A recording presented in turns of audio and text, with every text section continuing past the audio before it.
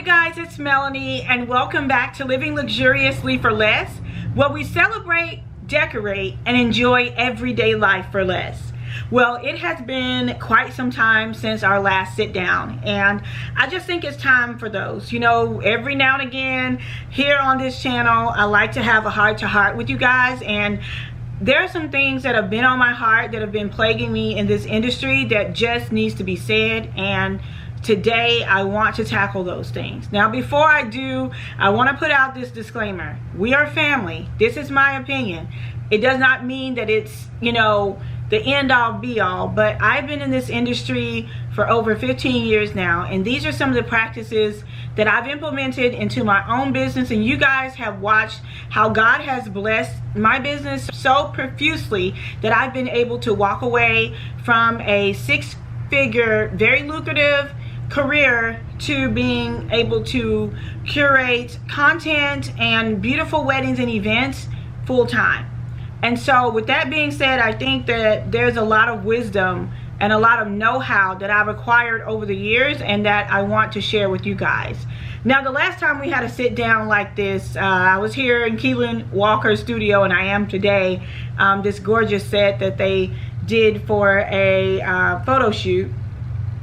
But the last time we had a sit down like this, I was telling you guys that I was leaving my job after 15 years to pursue event planning full time, and I am back to report on that. You know, I left my career as a senior food scientist with a major company to pursue my dream of what I felt, one of the things that I felt like God had called me to do. And I did that, and then 4 months later, the pandemic happened.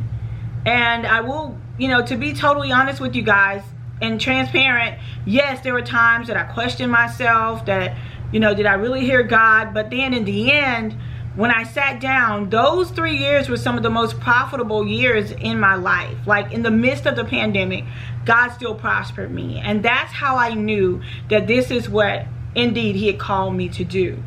And so with that comes a lot of wisdom, it comes a lot of accountability, a lot of knowledge, and a lot of understanding. And I just want to share with you guys 3 things, or talk about 3 subjects today that have really just like here with me, that are on the forefront. And I just think that people and businesses are destroyed because of a lack of knowledge. That's what the word tells us. And so today I just want to drop some wisdom, just drop some nuggets for you guys. I want this to be an open discussion. I don't want you guys to feel like I'm attacking you or degrading you or debasing you in any way if you've exhibited any of these characteristics. The only reason why I can even speak about them is because I have been there or been one of these people before. So I'm not speaking from a place of judgment. I'm speaking from a place of experience. And so with that being said, let's hop into the 3 subjects that we're going to talk about. Number 1, the client experience and what you need to stop doing and how to improve that. Number 2, the collaborative experience. Y'all, people are doing too much on social media with this one. And number 3, the creative experience. So if you're excited about today's video, again, use the comments down below for us to chat back and forth. I will be down there jumping down. I'll see you guys down in the comments. I will be chatting back and forth with you guys. And if you guys like this kind of content, we'll create more of it at a later date. So the number 1 thing that you need to stop doing in your event planning business, event decor, decorating, designing, whatever type of business you have, you need to stop telling clients they don't have enough money. Stop telling people they don't have enough money. It's a huge turnoff, not to mention that it's grossly unprofessional. Take the time, rather than, you know, telling them that they may not have enough money, and I do have my note cards here because I want to stay on task. Take the time to educate them. Not all clients are cheap. Some clients are just clueless. And so when you get that inquiry, or if someone pitches you a budget that just seems grossly under what you're accustomed to being paid, don't insult them, or don't take that as an insult. They may just not know. So I always take that initial call as an opportunity to educate them on the cost, the time, the labor, all the things that go into their pricing. And 9 times out of 10, those clients still sign on for me at my rates. And so, you know, by turning them off in the beginning, just pause a moment, take the time to educate them, and then once you educate them, you will know if they were cheap or if they were clueless. And from that, you'll be able to move forward and make an educated decision on whether or not you want to make that individual a contact or a client. And so that is the first thing. The next thing I want to talk about under the client experience is to stop giving them 50 different ways to communicate with you or contact you. You know, just because someone has inquired about your services or has enlisted you or hired you, it does not mean that they have 24/7 access to you. So many people get burned out in this industry because they have not created parameters around access. Like, everybody does not deserve access to you. Okay, let me say that. Everybody does not deserve access or continual access to you. So some of these people, you need to decide up front how you're going to communicate with your client. Don't allow, you know, text message, emails, Facebook Messenger, or if you have a client management system, which I highly recommend, like Honeybook, where you can do your contracts, you can schedule all of your consultations, you can do your Zoom calls through Honeybook. They can make payments, you can sign contracts, you can share Pinterest boards and photos and emails and everything else in one space. So you know that all of the conversations that you've had with that client is housed in one space, and neither one of you get confused on the final expectation or the scope of the project that you are being essentially hired to do. So find that one place. Don't communicate 50 different ways, and limit your accessibility. You know, a lot of times people don't draw boundaries around there, and that is why you find yourself being frustrated, details being left out because they emailed you this picture but texted you this picture, and then this other picture is on Facebook Messenger. Like, it is insane to try to keep up with all of that. You know, the best way, like I said, is to get a client management system. All communication goes through that so that it protects you, both you and your client. And so for me, Honeybook has been that saving grace, and you guys know I've been talking about it here on this channel for years. And so definitely check out Honeybook.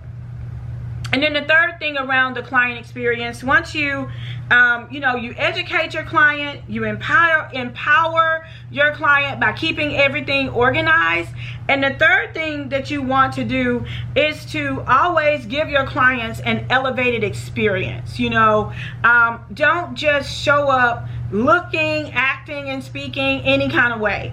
Like, when you meet me, when they hire you, you are your brand. You are an extension of your brand. The way you look, the way you speak, the way you act. And so when I arrived there on the set that morning, I'm dressed professionally, ready to go. I'm not gonna arrive with my hair still in rollers, looking unkempt. Like, I am dressed for my event. Even if it's like I'm in a t-shirt and jeans, like my hair and my makeup, my earrings, everything is always together because I understand that I'm an extension of my brand. I always try to make sure that I'm professional, my staff is professional.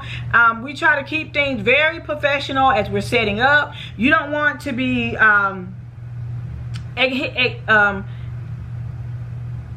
you don't want to be exhibiting any type of behavior that is unprofessional, whether it's gossiping about another vendor that shows up to another vendor, because you got to realize, like, all day you have to be on point, you know, because you're not only being hired by clients, but you're also being looked at by future vendors, by the venue, by the florist or the drapist or the designer or the DJ. Like everybody, you're on display for everybody.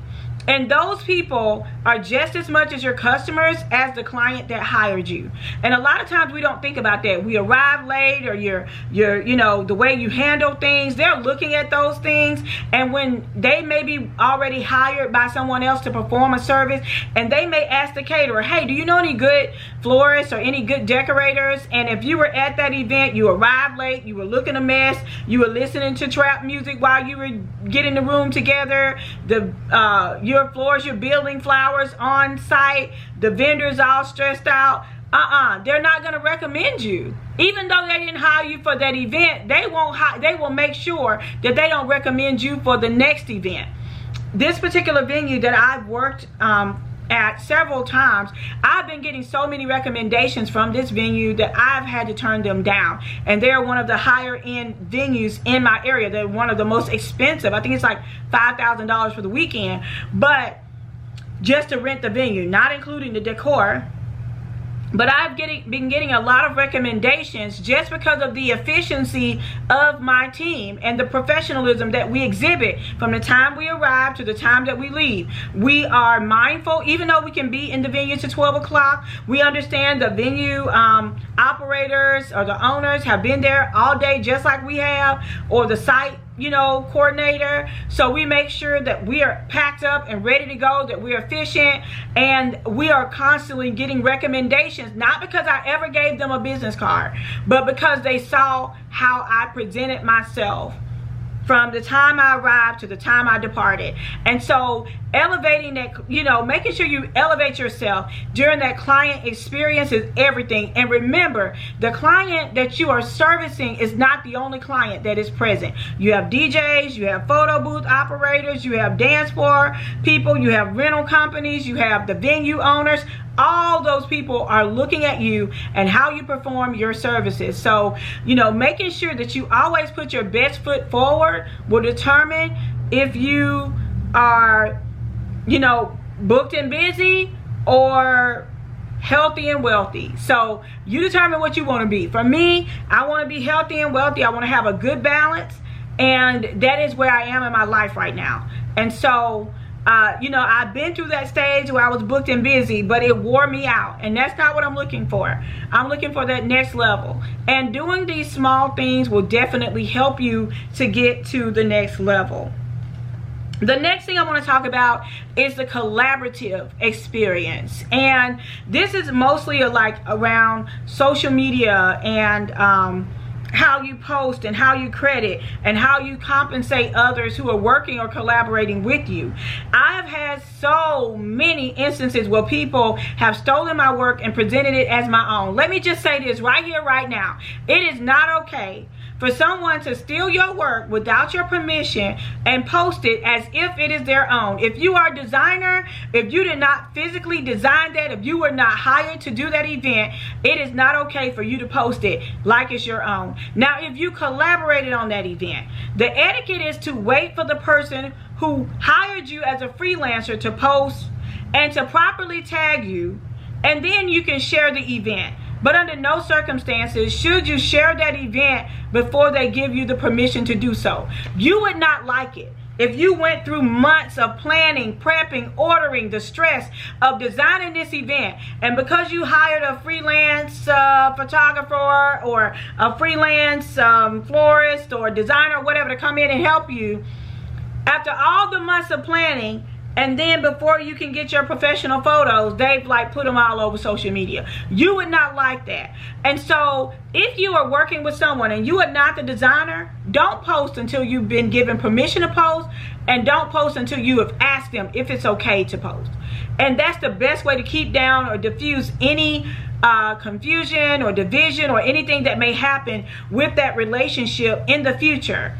Now, on the other side of that coin, if you are a creator and a person is collaborating for and with you, then it is proper to not only compensate those individuals properly, you know, but to also, you know, give them the credit when credit is due. It doesn't take anything away from you. It doesn't take anything away from me to give that person credit. But you should never steal. It's never, ever, ever, ever okay to steal somebody else's work. So to wrap this up, because I could spend 30 minutes on this, is, you know, when someone hires you out, even with your client, you need to make sure they're signing that disclaimer that it's okay for you to post their wedding or their event on social media. For those of you guys who have my Honeybook, that contract is in there. It's in my contract. For those of you guys that don't, Honeybook is only, it's you know, you can sign up using my code, and it is a part of that contract. You know, can you get that with the dollar special? No, you cannot. I spent hundreds and thousands of dollars, you know, getting my contracts up to speed. So I'm sorry, that is just not something I'm willing to give away for $1. But I tell you what, by investing in it, I guarantee you, you will save your investment with your first client. With your first client. But that's neither here nor there. What I'm saying is that, you know, make sure your client is okay with you posting. Only post photos of your work. They may not want photos of them in it. I try not to post photos of people ever, just because I don't want to be, you know, caught up in that. And then make sure you have the right clearances from the photographers and things like that when you're posting. And when you're posting, make sure you post and tag the venue, all of the vendors, from the venue, the DJ, the photographer, the florist, the caterer, anybody that did any work from you, you know, any freelancers. Make sure you tag these individuals and give them proper credit. It goes a long way. And for God's sake, don't try to undermine a person, to employ them, to ask them for hard work with time, labor, flowers, all of that, and you want to pay them with exposure. Let me tell you something about exposure. Verizon, the mortgage company, the utility company, none of them have ever accepted exposure for a form of payment. So why should I? And why should you? Don't ever do that. Unless it's something that God has really led you to do. Don't rely on exposure, you know, to get your business to the next level. Make sure you're compensating your people fairly, and that way you know that you're able to deliver on a certain level every single time that you have a wedding or an event. Okay, last but not least, let's talk about the creative experience, you know, because, you know, there's really nothing new under the sun. The Bible says that, and that could not be more true. There is absolutely nothing new under the sun, but we can always bring a fresh or new insight to something that is old. So even when a client brings you a picture from Pinterest or someone else's work, put a twist on it that they didn't put in that twist, and to make it your own, you know, to make it new, to make it fresh. There's more than one way to cook chicken. I can have baked chicken, I can have chicken salad, I can have fried chicken. My mentor Chris always uses this scenario, and I absolutely love it. There are so many different ways to make chicken. You can do a Paris party 5 different ways. You can take 5 different takes on Paris. Paris is more than just the Eiffel Tower. There are so many other things that you can implement. The boutiques and shopping in Paris, the umbrellas, the florals, the cafes, all these things can be implemented to create a totally different and a totally unique experience for both you and your client. Because not only does it help you, but it helps your portfolio, so everything does not look the exact same over and over and over and over again. And then the last thing I want to make about the client experience is or the creative experience, is to listen to your client's designer and be sure to hit those high points. Find out what's special to them. It doesn't matter if it's what you like or not. It is not your wedding. It is not your baby shower. It is not your event. If a client is hiring you to do something that you feel like is outside of your scope or outside of your realm, or it doesn't align with your brand, you have every right to say no. You're hiring them just like they're hiring you. You're interviewing them just like they are interviewing you. But at the end of the day, if you took on that job, then it's your responsibility to carry out the vision that the client has for that budget that you two agreed upon. And with that being said, you know, find out what's important to that client. Hit those high points. And then once you hit those high points, you can move on from there. You know, whether it's the bouquet that's very important to them, or that the cake is a certain way, or the tablecloth is a certain color. Make sure you hit those things that is of the utmost importance to them. And going all over and beyond is not always the best option. You know, I've had a client before that I felt like, hey, this is kind of plain, so I'm gonna throw in some extra things to you know, make this more of a Melanie Turner you know, event. And I did, and the client was very displeased. I never shared the event. I was so hurt because I felt like this client is very, you know, unappreciative. I did all these extra things. I mean, I gave them X amount of money, worth more than what they paid for, and they really didn't show any appreciation for what I did. But at the end of the day, I went over and beyond, but it wasn't what they asked for. And I think the greatest lesson that I've ever learned in this particular industry, and what has really kept me afloat and kept me from crying and not being able to sleep at night, is this. And I'm going to end the video on this. Give the clients what they want. I don't care if they want purple, yellow, hot green, and pink. If you agreed that you wanted to do it for that price, and if you felt like it would be in alignment with your brand, then you give them exactly what they paid for, give them exactly what they asked for. And when you do that and you have everything in order, then there will be no confusion. There will be no confusion. And so that, you can even go over and beyond, you know, and people still not be happy. So don't feel like, you know, that you need to go in the red in order to get the event to look a certain way. And then if the client doesn't show the appreciation you feel like they ought to show because you went overboard and you went extra, then, you know, whose fault is it really? Whose fault is it really? Because you added this in, but they only wanted this. They might have just liked what they like what they like, and that's what they're paying you for. They're paying you to carry out their vision. And if their vision and your vision doesn't align, and then there will be division. That's all division is. Di means two. Division is two visions. Your vision, their vision. And so there has to be some type of alignment in order for the vision to come into a fruition, to full fruition. So I hope you guys enjoyed something. I know this video is super long, so I'm going to cut it off here. If you guys love these, you know, moments of wisdom or nuggets of wisdom, definitely let me know down in the comments below. I would absolutely love to welcome you guys to Luxe Academy. I teach and inspire others on how to plan and design and decorate events on any budget, on any level. I teach you how to make money with no money. There are so many things that I teach you that I could not possibly begin to scratch the surface on here. So I have online classes and in-person classes. Visit luxeacademy.podia.com to sign up for a free class or any of the paid classes today. I'll see you guys at the next video. I hope you guys enjoyed this one. Until next time, it's Melanie with Living Luxuriously for Less. Cheers!